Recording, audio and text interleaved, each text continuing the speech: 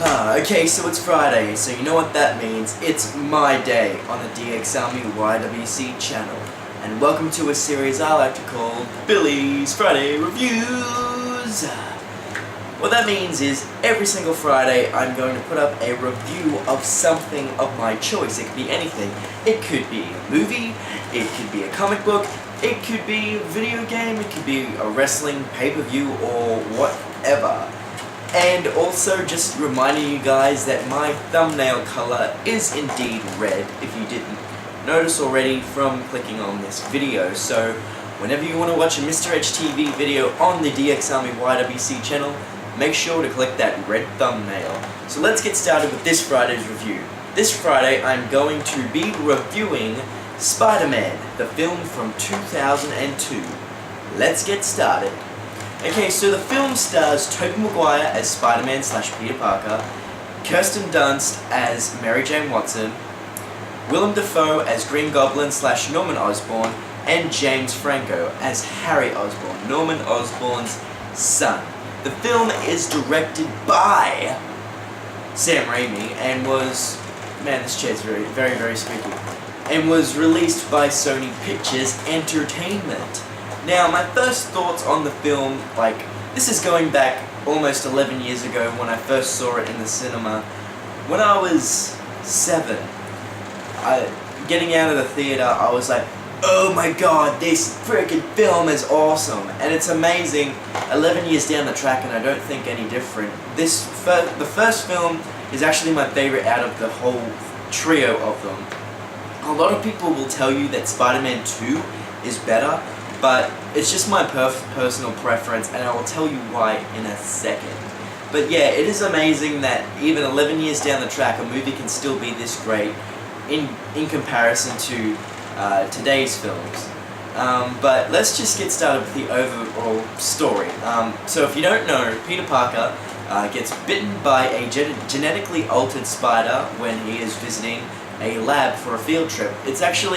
It's fairly similar to the Ultimate Comics Spider-Man, the original Ultimate Comics Spider-Man, how he was bitten by a spider that was genetically altered, because in the original Amazing Spider-Man comics, Peter Parker was bitten by a radioactive spider, not a genetically altered spider. A lot of people get confused between the two. Genetically altered makes more sense. These days, you get bitten by a radioactive spider, you would just get cancer and die. So, he gets bitten by a spider on a field trip and, just gets whacked out of his fucking face and everything, and, yeah. But before I go into all that, he's in love with Mary Jane. He has been since day dot, since he was like 6 years old, since he could, learn how to wipe his own ass, I guess. And his best friend is Harry Osborn, who is Norman Osborn's son, who is the Green Goblin. So yeah, so let's get back to the story. So he gets bitten by the spider, and I'm not going to go into too much detail, but he becomes Spider-Man, and first he gets all these powers and shit, and he's thinking, oh, this is so cool, and he looks up in the paper and sees that he can actually buy a car to impress the girl next door, who is Mary Jane. So he enters this wrestling tournament and faces off against Bonesaw McGraw, who is played by none other than the late, great Macho Man Randy Savage. So he does that, beats Bonesaw McGraw. He's supposed to get $3 grand, but he only gets $100. The guy who paid him cheated him out of his $3 grand. He said, oh, the ad said $3 grand for 3 minutes, you bid him in 2 minutes, so I'm going to give you $100. And the guy, so Peter Parker walks out, and the guy who is paying all the wrestlers eventually gets robbed, and the robber is coming up Peter Parker's way, and Peter Parker has a choice of either fucking bash the shit out of him or letting the guy go. And the guy gets the fuck out of there and later on kills Ben's uncle. And Peter always remembers these words that his uncle told him: with great power comes great responsibility. So Peter takes an oath and makes sure that nothing like this ever happens to anyone again, thus becoming Spider-Man. Now, on the other hand, with Norman Osborn is testing out this new formula to create super soldiers and have all this gliding shit and everything. So Norman Osborn wants to start human trials with the formula, but no one will do it. So Norman Osborn does it himself, sends him fucking insane. He steals the glider and the goblin costume, and he gets fired from Oscorp, the company that he created. So he basically fucking, like, shit hits the fan, like, everywhere. Just and so they're having a big festival in the middle of New York City, and Goblin fucking trashes it. Yada yada yada, you know, and yeah, so I don't know really how much depth I should go into this, but yeah, so they have that big fucking celebration. Spider-Man meets Green Goblin for the first time. They freaking have a big fight, and basically Spider-Man just like rips a bit out of his glider, and Goblin fucks off somewhere. But yeah, as for the two characters of Mary Jane and Harry Osborn, they kind of just hang around like a bad smell, really. Like, MJ's pretty much there as Peter's love interest, and Harry's his best friend. There's really not much interesting going on with them, in this movie anyway. So we'll skip past all that, all the fights and like everything that happens. So it finally concludes with this final battle. Norman Osborn finds out who Spider-Man is. He finds out that he's Peter Parker, and Mary Jane was dating Harry at the time, and found out that Peter was in love with Mary Jane, and Mary Jane kind of felt the same way about Peter. So he was like, I'm gonna fucking kidnap Mary Jane. So he kidnaps Mary Jane, and like a cart of, I don't know what it is. It's like a train, but it's in the air. It's on like a cable cart, that's it. And a cable cart full of kids. So he's on this building. In one arm there's this fucking cable cart, in the other arm it's Mary Jane, and he's like, Spider-Man, you gotta choose. The woman you love or the kids. Now choose. Bang. So then fucking Spider-Man has to save Mary Jane and fucking save the kids, and he does so. Then they have this big final fucking battle, and Green Goblin accidentally kills himself with his own glider.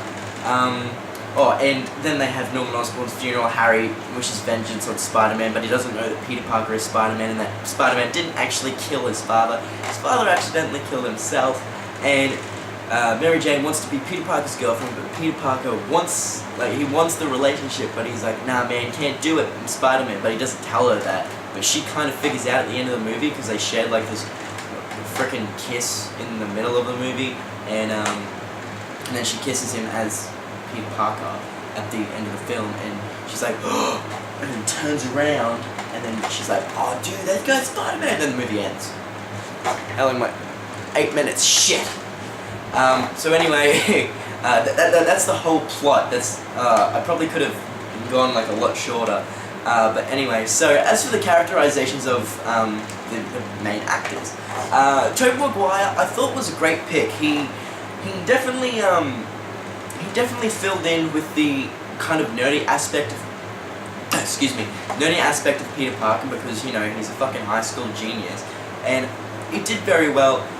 He was good with Spider-Man, like the characterization was there, but I feel like there could have been a few more jokes, that he, like a few more wisecracks that he could have told throughout the film, like when he was fighting and shit like that, because as you all know, or you might not know, in the original like comic books, his girlfriend could have just died, and he's fighting this fucking supervillain, and he's still making wise jokes, he's still being a fucking smartass, and you didn't really see that in the film, but I feel that they could have capitalized on that more, but yeah.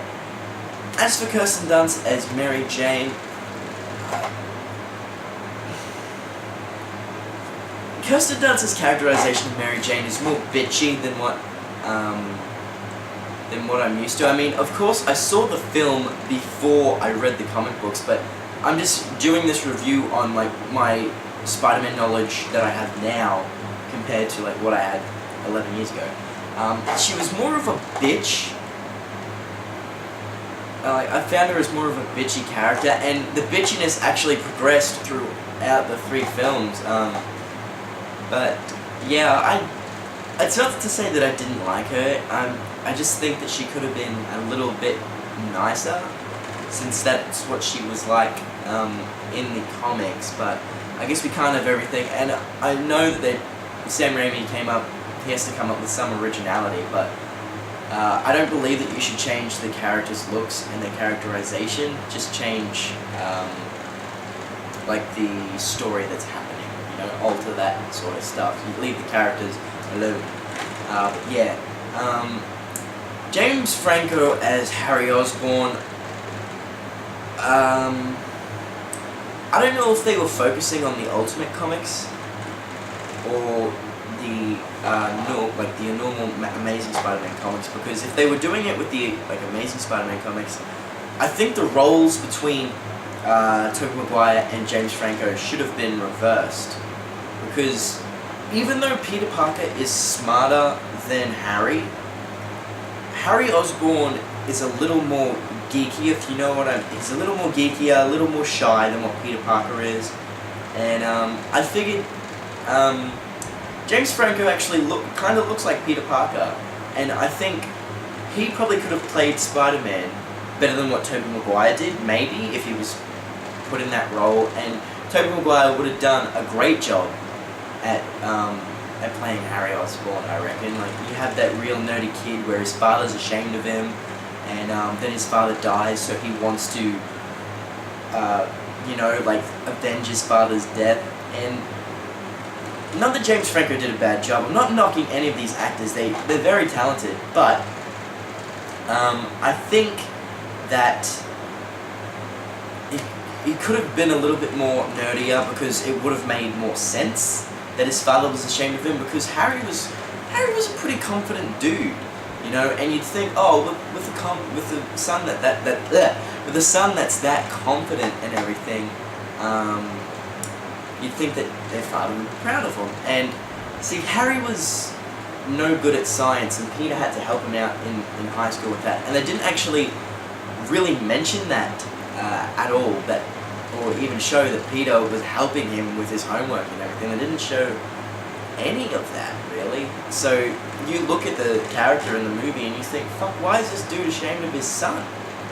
But it is what it is. But all I'm saying is James Franco did a great job. He could have been a little more nerdier, or they could have switched the roles.